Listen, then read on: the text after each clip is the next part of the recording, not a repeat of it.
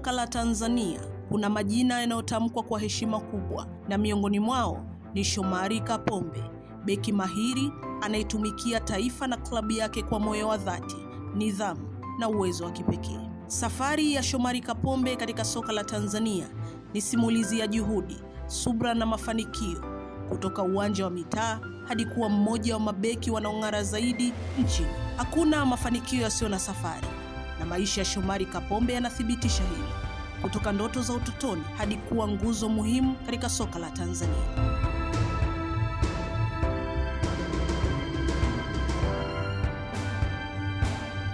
Shomari Kapombe alizaliwa tarehe 28 Januari mwaka 1992 katika mkoa wa Morogoro. Alianza kucheza soka tangu akiwa kijana mdogo na kujifunza misingi ya mchezo kabla ya kusonga mbele kwenye taaluma yake kitaalamu. Alianza taaluma yake ya soka kama mchezaji wa vijana na hatimaye akajiunga na timu ya Morogoro Academy kabla ya kuingia katika vikosi vya vijana wa Polisi Morogoro, ambapo ujuzi wake wa mchezo ulianza kuvutia wanachuo wa soka na timu za klabu. Kapombe alipata nafasi ya kucheza soka la kitaalamu aliposajiliwa na klabu kubwa kutoka Tanzania, Simba Sports Club mwaka 2011.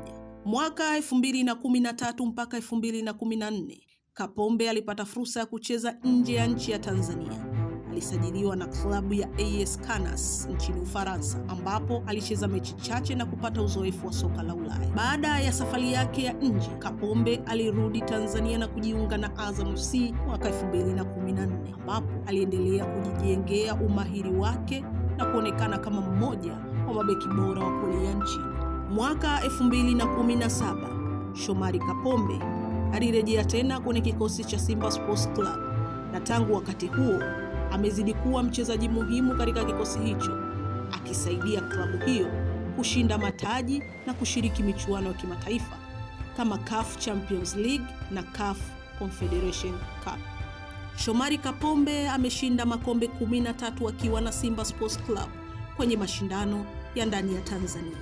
Ubingwa wa ligi kuu msimu wa 2011-12, 2017-18, 2018-19, 19-20 na msimu wa 2020-2021, huku akisaidia Simba pia kutoa kombe la ngao ya jamii msimu wa 2011-12, 17-18, 19 na msimu wa 2020.